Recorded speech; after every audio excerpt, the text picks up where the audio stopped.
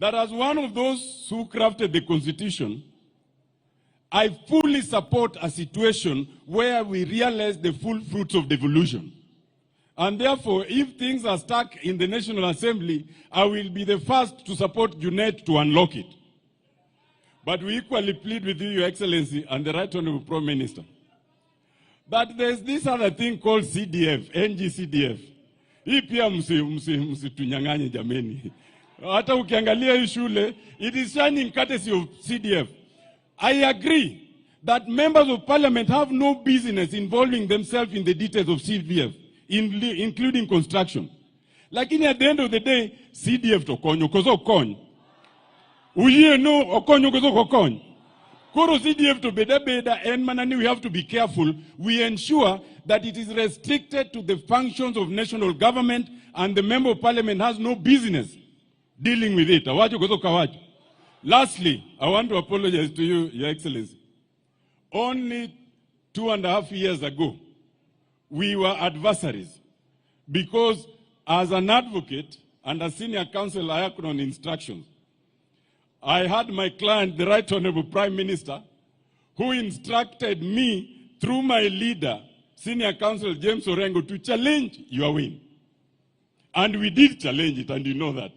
And you know, when we are there, we are kind of different. We don't talk the way we are talking here.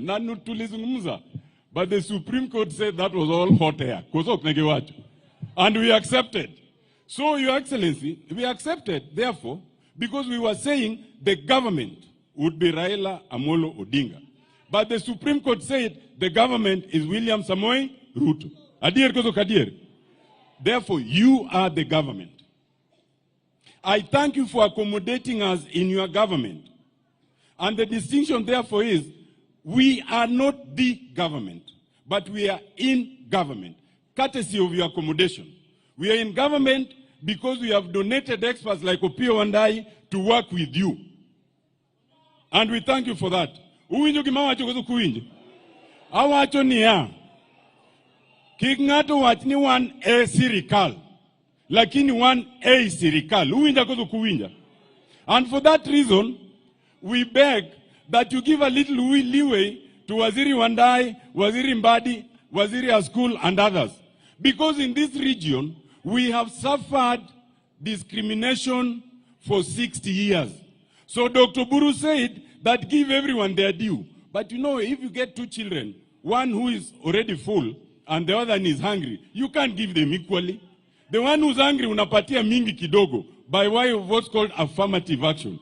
So hata Wandai, Mbadi na wengine wakifanya affirmative action, Your Excellency, uangalie tu na macho ya upole. Awacho kozo kawacho. Allow me now to invite the Governor of Siaya, His Excellency